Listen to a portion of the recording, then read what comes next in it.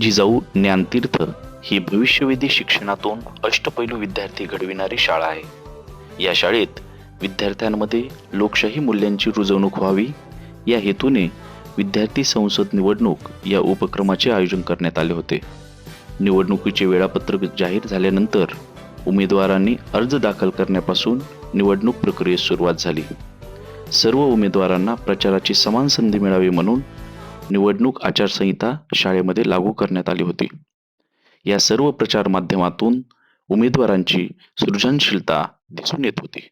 विद्यार्थी रचित काही प्रचार गीतांमुळे वातावरण आनंदित झाले होते.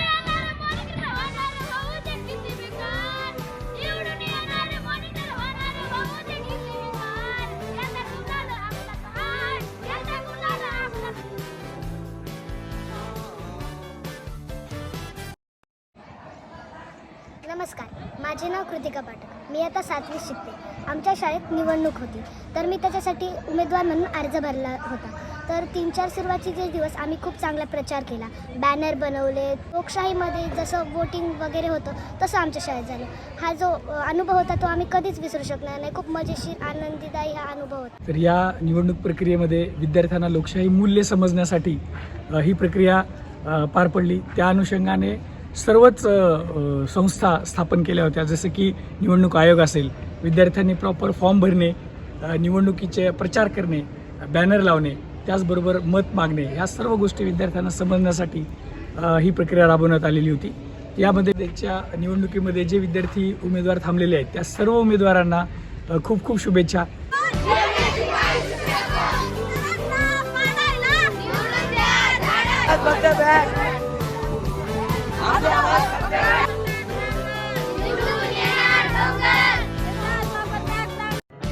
उत्साहपूर्ण रॅलींच्या आयोजनाने प्रचार शिगेस पोहोचला आणि शाळेतील वातावरण चैतन्याने भरून गेले.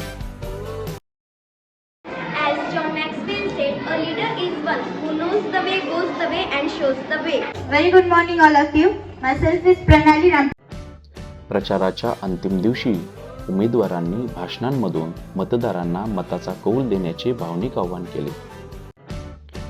जिजाऊ ज्ञानतीर्थ संस्थेचे मुख्याध्यापक तथा सचिव माननीय नितीन लोहोट सर यांच्या हस्ते मतदान प्रक्रियेचे उद्घाटन करण्यात आले.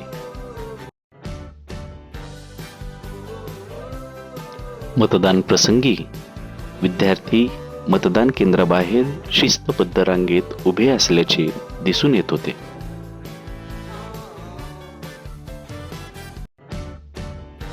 विद्यार्थी संसदेच्या मतदानासाठी प्रशालेत हुबेहूब मतदान केंद्राची प्रतिकृती उभारण्यात आली होती.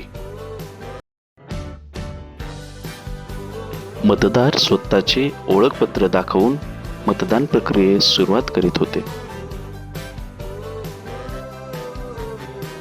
त्यानंतर मतदार यादीमध्ये नाव शोधून मतदारांची स्वाक्षरी घेण्यात येत होती.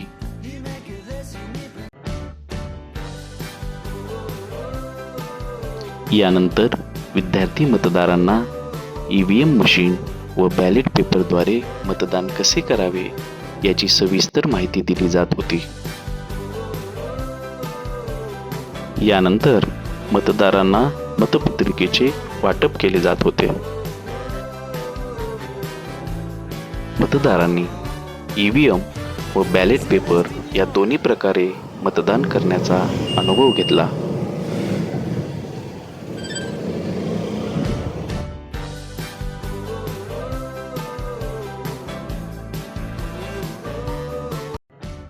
येथे मतदान पूर्ण झाल्याची खूण म्हणून मतदाराच्या बोटास शाई लावण्यात येत होती.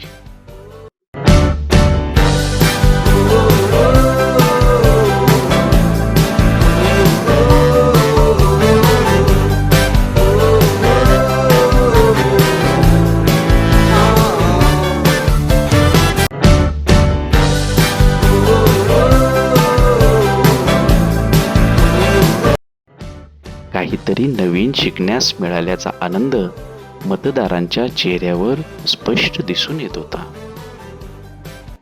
जगातील सर्वात मोठी लोकशाही असणारा देश आहे आणि भारतातील ही लोकशाही अशीच सुदृढ राहावी, मजबूत राहावी आणि विकसित व्हावी यासाठी जिजाऊ ज्ञानतीर्थ विद्यालय मानवत रोड या आमच्या शाळेमध्ये दरवर्षी विद्यार्थी संसद निवडणूक हा उपक्रम अतिशय उत्साहात साजरा केला जातो.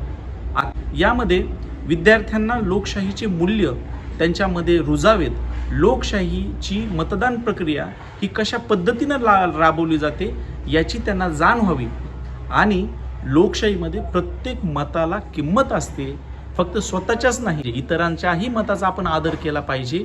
हे संस्कार या बालमनावर रुजावेत यासाठी हा उपक्रम गेले 10 वर्षापासून जिजाऊ ज्ञानतीर्थ विद्यालयामध्ये त्यानं राबवला जातो. नमस्कार, मी भार्गवी अमृतराव तारे इयत्ता 9वीची विद्यार्थी. आज मी आमच्या शाळेच्या मंत्रिमंडळासाठी मतदान केले. मतदान हे बॅलेट पद्धती व EVM या पद्धतीने घेण्यात आले होते. हे मतदान करून मला अत्यंत आनंद झाला. नमस्कार, मी रोहन कातारे, जिजाऊ ज्ञानतीर्थ विद्यालय मानवत रोडचा विद्यार्थी.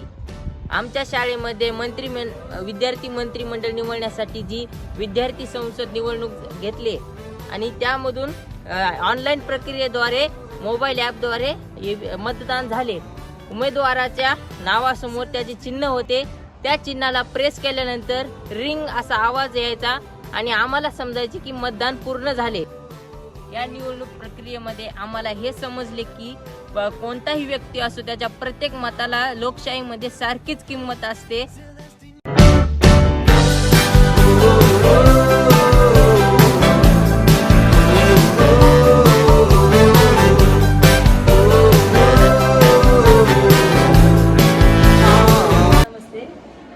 आणि मुलांना जबाबदार नागरिक घडवण्यासाठी शालेय निवडणूक आमच्या शाळेत दरवर्षीप्रमाणे याही वर्षी घेण्यात आली. यामधून मुलांमध्ये एक जबाबदारीचं वातावरण निर्माण झालं. मुलांकडे शिस्त, स्वयंशासन हे जे गुण आहेत ते सुद्धा सुप्त गुण दिसले आणि मुलांनी खूप छान प्रकारे या निवडणुकीचा अनुभव घेतला. आम्हाला शिक्षक प्रतिनिधी म्हणून मी हे बोलत आहे. धन्यवाद.